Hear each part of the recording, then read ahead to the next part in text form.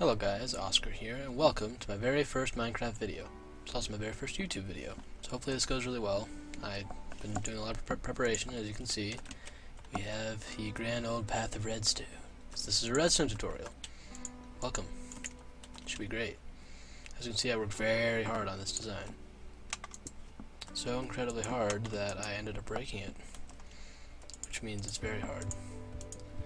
Anyways, guys, I figured a lot of people are new to Redstone. I'm actually somewhat new to Redstone myself. I've only been doing it for a year or two. And I really couldn't find much content when I was trying to find good quality videos and things like that to learn more about it. So I decided to make some. But we're starting at the very beginning. So if you're sort of an expert and you know a lot about it, this isn't the video for you. This is for people who just learned what Redstone was. So if that's you, I don't see why you'd be watching this. It's gonna get really boring really fast. Anyway, just to get started, we start with power sources, lots of power sources. This is a redstone torch, right there. It's a very common power source. So as you can see, it'll power a redstone line. That's what it looks like. You'll see it over there more. But it'll power things. There's a lot more to it, but that's the really basic idea of it. It'll also power blocks right above it, like if we do that, and then we do that, you can see the redstone is powered. But if you have one here, it's not going to. That just isn't how it works. It only goes straight up where the torch head is. Now on to other, you can basically you can toggle these power sources. These are buttons. This is a wooden button. That is a stone button. A wooden button will go for 15 redstone ticks, which is 1.5 seconds, while a stone button will only go for 10 redstone ticks, 1 second. So, see? Yeah, the stone button's considerably faster. Another really cool thing about another cool difference about the stone and wooden buttons is the fact that arrows can hold down a wooden button, but they can't hold down a stone button. As you see right there. And so if you manage to shoot an arrow at a button, you could have an infinite power source essentially. But there's no need because we have levers. Levers will go on infinitely. And what's cool about levers is that they are also toggleable. And you can play all you want with that, have fun. See you in 2 hours. This is redstone dust. I already explained it, but that's what it looks like. You can form lines, and it can carry a redstone line for exactly 15 blocks. A redstone signal for 15 blocks. Because right there, you see, it's powered. Here it's not, from the little particles coming up. So yeah, just 15 blocks. But you can use a repeater from over here to keep that signal strength going. So you see right here, goes for 15 blocks, same as that one, but then there's a repeater afterward. That can go for another 15 blocks. I didn't extend it all the way out, I don't know why. But repeaters are good for other things too. As you can see here, you can actually, you can toggle, they create a delay. It's kind of hard to see here, but it's a 1 tick delay, 1/10 of a second, 1 redstone tick. But that makes it pretty hard to tell, so you can toggle it to up to 4 ticks, 1, 2, 3, or 4. See, there's really a big difference in delay there. But you think, oh, 4 ticks, well, that's not very much, right? What else can you do about it? Well, you can add more with it. So this would be a 12 tick delay. If we go over here, turn that off, and go over here, it's 1.2 seconds, or 12 redstone ticks for the signal to get through, or turn off. Now onto pistons. These are another thing. These are things you can use to power redstone. We have regular pistons. Yeah, it's a regular piston, good. And then we have sticky pistons. Regular pistons will push blocks, and sticky pistons will push and pull blocks. Both can only go for 12 blocks. Sorry, I didn't really make that very efficient. But after 12 blocks, if I would stop lagging, please. After 12 blocks, it can't push anymore. That's the load limit, essentially. So just keep doing this, and then you'll eventually be able to see that it's too much. Someday.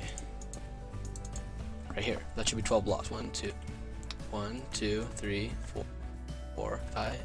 Why am I lagging? 1, 2, 3, 4, 5, 6, 7, 8, 9, 10, 11, 12. That's 12 blocks. Well, there's one more. So I can push 12 blocks, that's the limit. But once you get to 13, you can't. So that's the max we can. Same with sticky pistons, only they'll pull the last block back with them. And for some reason I still have that. I don't know why I have that. But pistons, they can't, not only, that's the point actually, that's why I did that. You need to have the redstone line running into the piston. As you can see. As you can see here, it will push, right?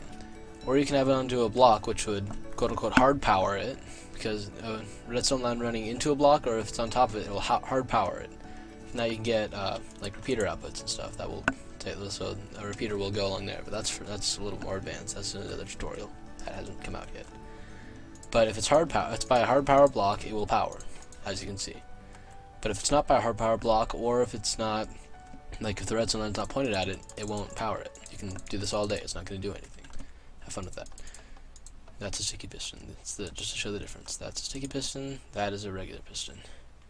Now on other things, you can do redstone lamps, which I think, if I'm correct, it's an output, a light output of 15. Or maybe it's, I don't know. I think it's 15. If it's not, don't quote me on that. I'm not sure. Or note blocks. And I know like the more advanced Minecrafters down there, you're gonna say, or like a note block will, as a note block, it does a certain instrument based on the block it's sitting on, and it's not sandstone. Sandstone makes a different one. That's why I use birch planks. Because as you can see, because if you don't do that, if I can just run that in there, so that makes a really weird, like it's hard to tell the difference between pitches with that. But here you can. That's why I did that. You can use that to make a really simple like melody or scale. If I could, yeah. Or you can use it to make a chord. And now that sounds weird for you musicians out there also watching this video. It's a major triad, so you can't tell me that that's not a musical chord. I actually did it. I'm in band class. I've been in there for 4 years. I know what a chord is. Another thing you can do is you can power doors with it. Wooden door, you probably know you can move it with your hand, but you can also do it with redstone. Iron door, you cannot. Why is it so dark? Is it supposed to be raining?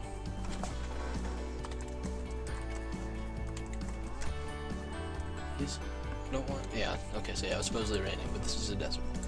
Iron doors, as you just saw, you can't do by hand, but with redstone you can.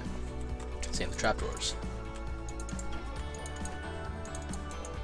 Now for observers. Observers are actually really interesting, I think. What they do is they detect block updates. Like if there's a redstone line powering, see it gets a 1 tick pulse, so it's like on for a tick, off for a tick, and then off for the rest of the time. But that's, see, as you can see, that's powering and unpowering. Or you can do it with a block. If a block is placed, or broken, or moved in front of it, or if the observer itself is moved, because these are actually movable objects. And then those will give 1 tick pulses. They're good for, you can use them for, I think for if sticky piston, it'll let go of its block if you have a 1 tick pulse. I don't know why you'd use that, but there are some machines out there for it. Now there's finally for dispensers. For some reason I don't have any arrows. As you can see, that's a dispenser and then a dropper. And a dispenser, the difference, they're pretty similar, but the only difference that I really know of is that a dispenser will shoot a shootable item like an arrow or a splash potion, as you can see, but a dispenser will drop it. Now, if you take a block and you run it through a dispenser, it'll drop it.